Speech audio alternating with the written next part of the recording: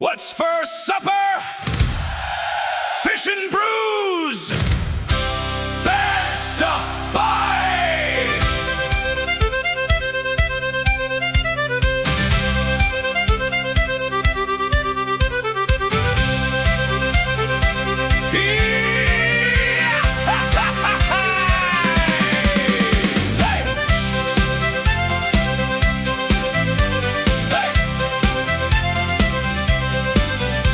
Was only a youngster, just a slip of a bite, headed out on the water neath the cold Newfoundland sky.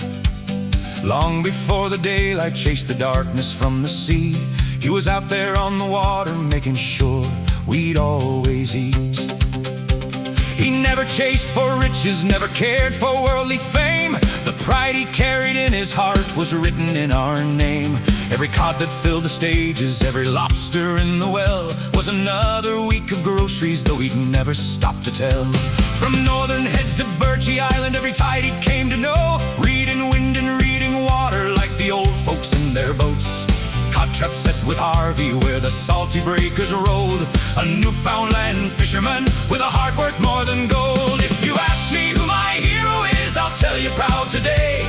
His name is Pleeman By, and he showed us all the way. He fished so we could have enough when times were running lean.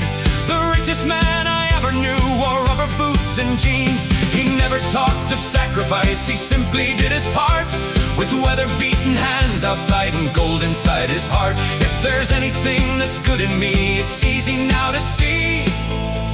A Newfoundland man named Pleeman fished for his family. What's for supper? Fish and Bruise. Bad stuff, bye. Comfort Cove was where he started when life was hard and slow. There were no roads into Campbellton where folks had to go.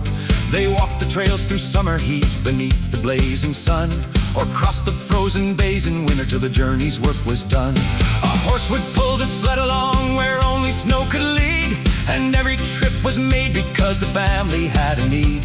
One little schoolhouse waited where he'd carry wood each day, learning lessons life would teach in its own Newfoundland way.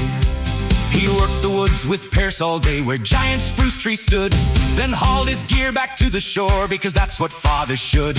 He cut his firewood with a horse, stacked every stick with pride, and somehow always found the strength to head back on the tide. He hauled bait nets through roaring seas when others stayed ashore, pulled heavy lobster traps until his aching muscles tore. The wind could scream, the waves could rise, the sky turned black and wild, but nothing kept him from coming home to every waiting child.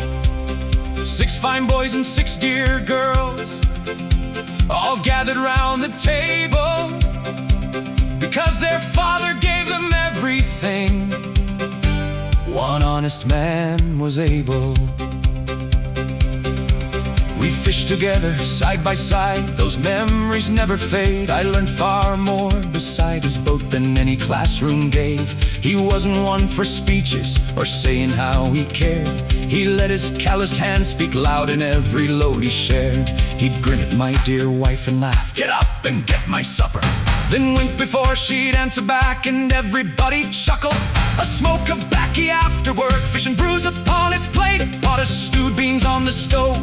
That life was simply great. Today they call him Skipper, and no finer name could be. A captain not just on the water, but of our family. He loves his little cabin where the fire pit softly glows, telling stories of the old days that only he still knows. He'll smile and say, "Bad stuff, bye!" and everybody grins, because laughter was his medicine through losses and through wins. He taught us that a wealthy man ain't measured by his pay, but by the love he leaves behind at the ending of the day.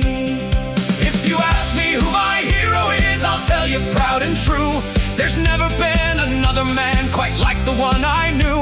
His pockets might have emptied, but our hearts were always full, because he'd pull another trap before he'd ever pull. He built our lives with weathered hands, with courage, sweat, and faith. He gave us every ounce he had until there was none to waste. Words could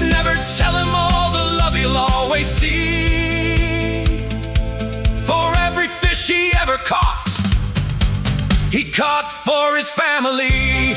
What's for supper? Fish and Bruise. Bad stuff by. Come September, he'll be 90.